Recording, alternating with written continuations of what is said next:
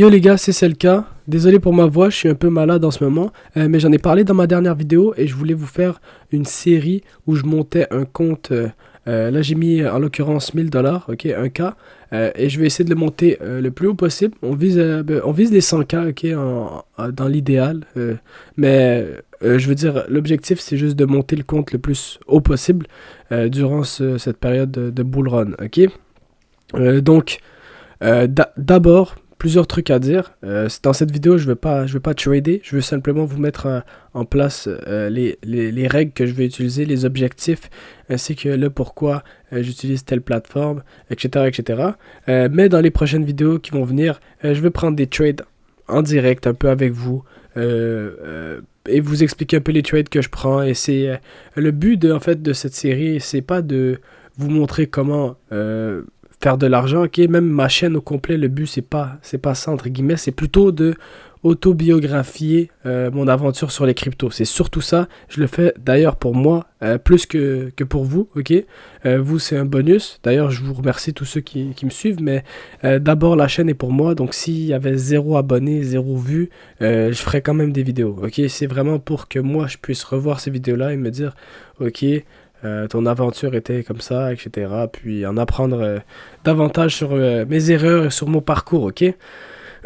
Donc désolé pour la petite toux. Mais ouais, premièrement, je prends Hyperliquid comme DEX, ok? Plusieurs personnes certainement vont me demander pourquoi pas prendre BitGet, Binance, tout ça, ça t'intéresse pas, nanana. Ben d'abord, ma chaîne est anciennement Selka On-Chain, hein, j'ai changé pour Selka Crypto, mais faut savoir que je suis fan de tout ce qui est décentralisé, de tout ce qui est on-chain, ok? J'évite un maximum là, les trucs comme Binance, BitGet, tout ça. Donc mon trading va se faire sur un protocole, une application qui est décentralisée. Pour le coup, Hyperliquid, c'est un exchange décentralisé, un DEX, et il y a la possibilité de faire du levier, de mettre des stop-loss, take profit, même d'avoir accès à la performance de son portfolio. Donc tout ça, c'est quelque chose qui m'interpelle, pas besoin d'aller voir ailleurs. Je dirais le point négatif qu'il va avoir, c'est qu'il y aura souvent du wash trading, entre guillemets. En interne, des gens qui vont créer des grosses mèches pour essayer de te sortir, etc. On va faire avec, ok, on va faire avec. Puis normalement, bon, ça va pas être si pire que ça, là. Dès qu'on regarde la charte en ce moment, avec les bougies, tout ce qu'il y a, elle est pas tant différente de la charte, pardon, de la charte qu'on a sur TradingView sur les autres exchanges, hein. Bitcoin, pareil. Il y en a de temps en temps, on voit ici des petites mèches, etc. Mais on va s'en sortir, ok? On va faire en sorte d'avoir les bonnes performances quand même. Et puis si ça me casse les couilles au final, j'aurai qu'à changer, ok? C'est pas si grave. Maintenant, pourquoi j'ai pris Hyperliquid et pourquoi pas un autre? On sait qu'il y a plusieurs applications pour du trading, plusieurs DEX de futur notamment. D'ailleurs, j'en ai présenté dans ma vidéo Solana, n'hésitez pas à aller la voir. J'ai présenté Drift, protocole je pense. Et sur Drift, on pouvait farmer des points pour un airdrop, etc., etc., sur la blockchain Solana, et trader, etc., etc. Pourquoi j'ai pas pris ça? Eh ben, ça me tentait de farmer un autre truc, parce que Hyperliquid, évidemment, vous voyez le petit point ici, ça veut dire qu'il y aura des points, qu'il y a des points, et ça veut dire qu'il y aura un airdrop. Hyperliquid, c'est un des top DEX en termes de volume, ok? Et c'est surtout un DEX que j'ai pas farmé et que j'aimerais beaucoup farmer parce que lorsqu'on va sur Whales Market, d'ailleurs je vous présente Whales Market les gars, je l'ai pas je l'ai pas présenté jusqu'à présent dans ma chaîne, mais vite fait pour vous expliquer, sur ce site vous pouvez acheter ou vendre des points ou des cryptos avant même que le token sorte, ok? Vous pouvez acheter ou vendre les points ou votre allocation airdrop en OTC, c'est-à-dire en 1 contre 1. Quelqu'un directement va acheter tes points ou ton truc. Puis voilà, donc il propose un prix, t'acceptes, puis ça se passe comme ça. Donc OTC, avant même que le market soit là, avant même que le prix du token soit annoncé, tu peux les vendre ou l'acheter. Ce qui est super intéressant, notamment si tu vas avoir une exposition sur un airdrop que tu n'as pas farmé, ou que le snapshot a déjà été pris, etc. Ok. Et 2, c'est pour voir à peu près quel peut être le prix d'un token ou d'un protocole que tu veux farmer, ok? Pardon. Donc, en l'occurrence, j'ai vu Hyperliquid. Je me suis dit, ok, à combien sont vendus les points, sont achetés les points, ok, à peu près, c'est quoi le prix, c'est quoi la demande en fait, c'est quoi la demande? Et ce que je peux voir, c'est que 5,71 par point. 5,71 $ par point. Il y a un gars en ce moment là, qui te vend ces tokens pour ce prix-là, qui te vend ces points pour ce prix-là. Moi, direct, je vais voir ça, je vais voir qu'il y a des points possibles, nanana. Ok, donc mon objectif, ça va être monter les points, puis farm ce airdrop qui m'a l'air plutôt alléchant, ok, vite comme ça. Je vais voir si... sell... Voilà, ok, encore mieux. Ok, donc 5.14, il y a quelqu'un qui achète les points en ce moment, 5.14, tu peux lui vendre. Tu peux lui vendre directement tes points, ok? Donc c'est à peu près ça le prix, 5.14, on va dire. Les autres qui mettent des offres low-ball, c'est normal, ok? Des gens qui vont low-ball ça au max, c'est-à-dire qu'ils vont mettre un prix qui fait pas de sens, comme ça, si jamais tu miscliques ou si jamais tu te précipites, peu importe, ils vont récupérer, mais on va dire que de manière générale, ça tourne autour de, on va dire, 4-5$, ok? Peu importe, juste à titre indicatif, on sait. Et d'ailleurs, juste pour vous montrer vite fait, je vous invite à aller voir ce site-là, super intéressant.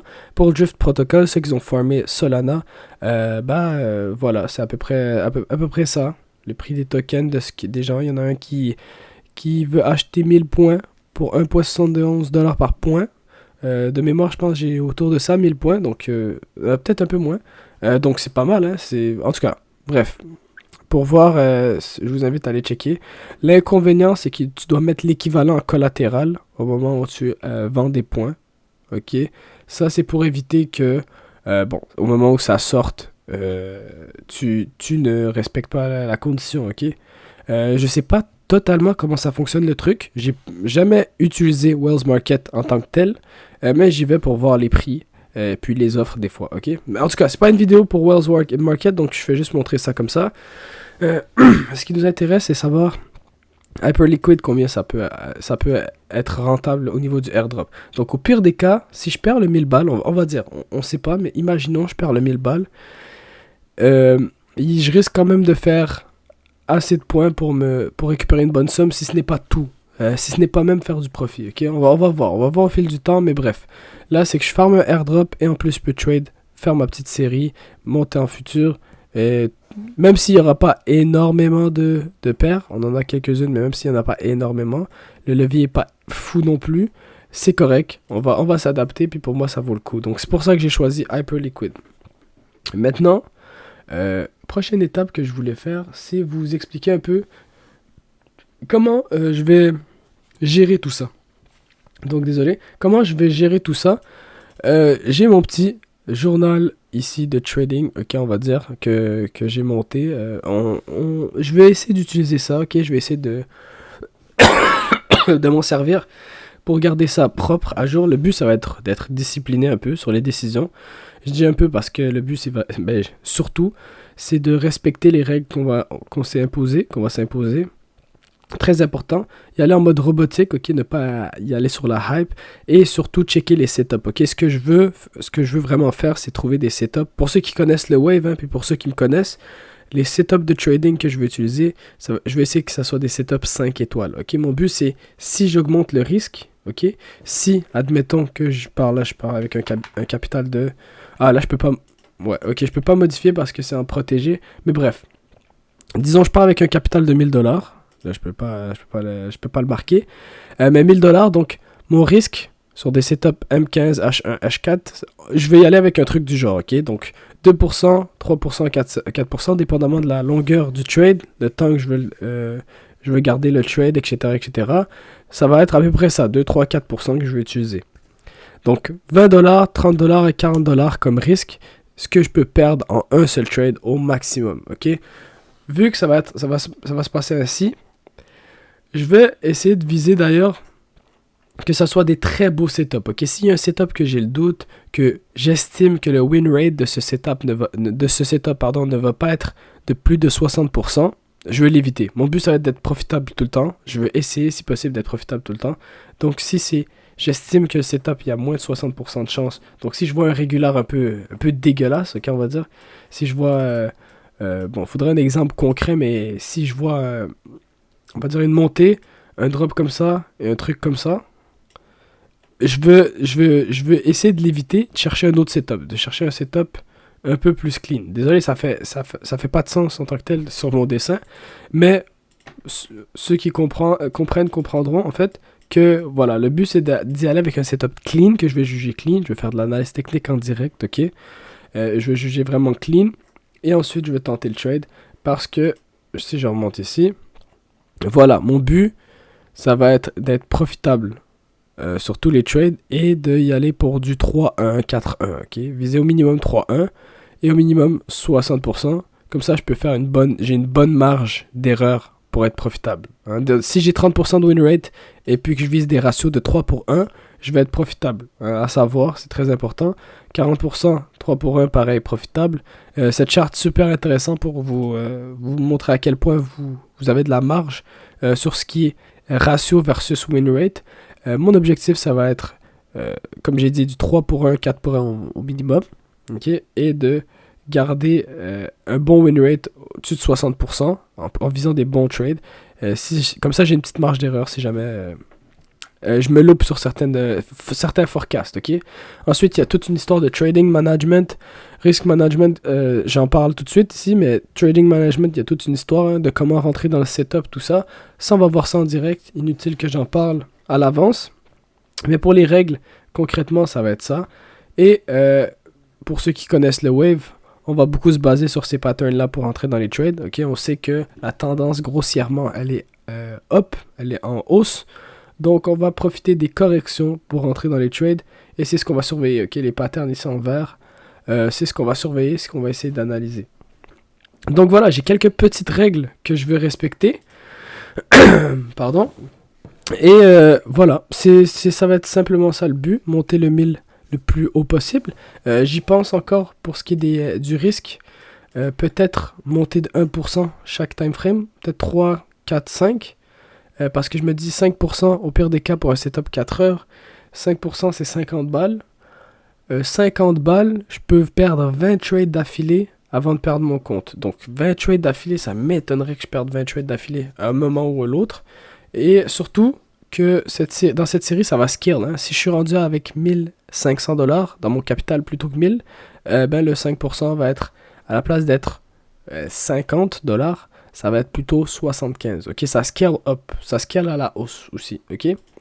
Ce qui est intéressant, c'est pour ça que la montée risque d'être proportionnelle, normalement. Exponentielle plutôt quasiment. Donc, à suivre. Mais voilà, c'est tout ce que je voulais parler dans cette vidéo, assez courte, pas grand chose. Je vous parle un peu d'hyperliquid, des airdrops.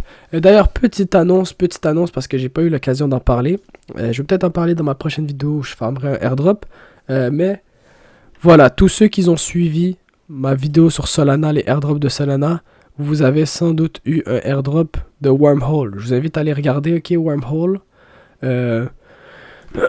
Pardon, donc OTC Market, peut-être là, on va aller voir Wormhole. Ok, donc vous pouvez claim vos tokens Wormhole. Donc si je vais dans un de mes tokens, de mes trucs Solana là, même si j'ai rien, j'ai farm le truc, donc il m'a dit you're eligible for Wormhole airdrop. Et dès qu'on va checker, j'ai 800 tokens Wormhole. Donc allez checker ça, hein. 800 tokens Wormhole, ça se vend à 1,54 le token. Donc à peu près 1000 balles simplement vous avez à peu près 1000 balles simplement pour avoir farmé un petit peu dans ma vidéo. De mémoire, c'est MarginFi.